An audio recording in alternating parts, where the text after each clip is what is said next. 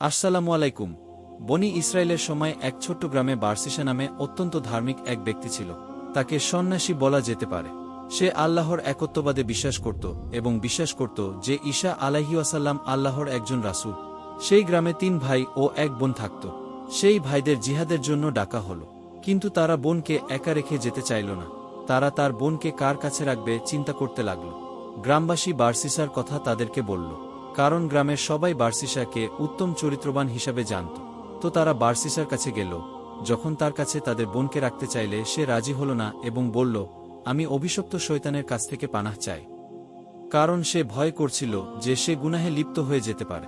তখন শয়তান বারসিসার মনে কুমন্ত্রণা, ওয়াসওয়াসা দিতে আসলো। চালাক শয়তান জানত যে বারসিসার মন খুবই নরম।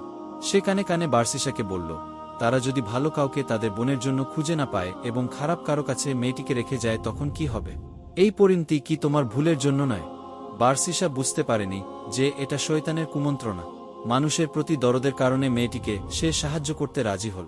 সে মেয়েটিকে গির্জার বিপরীতে একটি ঘরে থাকতে দিল। গির্জার সামনে মেয়েটির জন্য খাবার রেখে আসত। মেয়েটি নিজে এসে খাবার নিয়ে যেত। বারসিসার সাথে তার দেখা হতো না। শয়তান ওয়াসওয়াসা হয়ে বারসিসার কাছে আবার আসলো এবং বলল, তুমি কেন মেয়েটির খাবার তার ঘরের সামনে রেখে আসো না? এর ফলে মেয়েটাকে ঘর থেকে কেউ এতটা পথ একা একা হেঁটে বের হতে বা ফিরে যেতে দেখবে না। বারসিসা রাজি হল এবং মেয়েটির ঘরের সামনে খাবার রেখে আসতে শুরু করল। শয়তান এতেও খুশি হল না। সে আবার আসলো এবং কানে কানে বলল, কেন তুমি তার ঘরে ভিতরে খাবার দিয়ে আসো না? ফলে মানুষ তাকে ঘর থেকে একা একা বের হতে আর ঢুকতে দেখত না। এবার বারসিসা তার ঘরের মধ্যে খাবার দিয়ে আসতে শুরু করল। শয়তান আবার আসলো এবং বলল, মেয়েটার সাথে তোমার কথা বলা উচিত। এভাবে একা থাকলে তো সে পাগল হয়ে যাবে। বারসিসা মেয়েটির কথা চিন্তা করে তার সাথে রুমের আড়ালে কথা বলতে শুরু করল।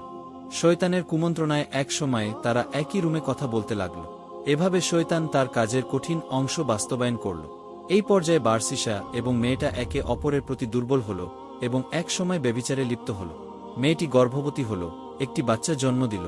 বাচ্চা জন্মের সময় শয়তান বারসিসার কাছে আবার আসলো এবং বলল, এটা তুমি কি করলে? তোমার পাপের প্রমাণ সরিয়ে ফেলো, না হলে মেয়েটির ভাইরা ফিরে আসলে তোমাকে খুন করবে। বারসিসা বাচ্চাটিকে খুন করল এবং ওই ঘরের মেঝেতে পুঁতে ফেলল। শয়তান এবার বলল, তুমি এক নারীর সন্তান হত্যা করেছ এবং আশা করছো যে সে এটা কাউকে বলবে না। তখন বারসিসা মেয়েটিকেও খুন করল এবং তাকেও ওই ঘরের মেঝেতে পুঁতে রাখল।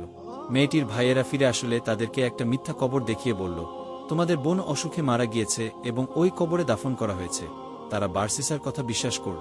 সেই রাতে শয়তান ৩ ভাইকে একই স্বপ্ন দেখালো যে বারসিসা তোমাদের বোনকে হত্যা করেছে।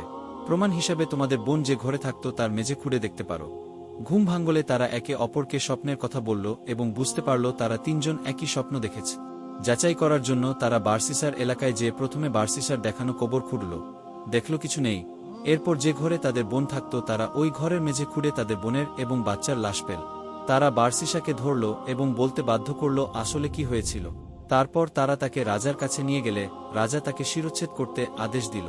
যখন বারসিসাকে শিরচ্ছেদ করতে নিয়ে যাওয়া হচ্ছিল তখন শয়তান বারসিসার কাছে আবার আসলো। এবার ওয়াসওয়াসা না, মানুষের রূপ নিয়ে সে আসলো। এসে বলল, শুনো বারসিসা, আমি হলাম শয়তান।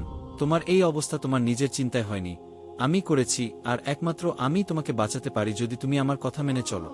বারসিসা বলল, আমাকে কি করতে হবে? শয়তান বলল, আমাকে সেজদা করো, আমি তোমাকে রক্ষা করব। বাঁচার জন্য মরিয়া হয়ে বারসিসা শয়তানকে সিজদা করল এবং কাফের হয়ে গেল। সিজদা করার সাথে সাথে শয়তান তাকে বলল, আমি এখন তোমার থেকে মুক্ত। আমি আল্লাহকে ভয় করি যিনি বিশ্বজগতের প্রতিপালক। এই বলে শয়তান সেখান থেকে পালালো এবং বারসিসার শিরচ্ছেদ করা হল। কিয়ামতের দিন বারসিসাকে যখন জীবিত করা হবে তখন সে শয়তানের উদ্দেশ্যে সিজদা করতে করতে উঠে দাঁড়াবে।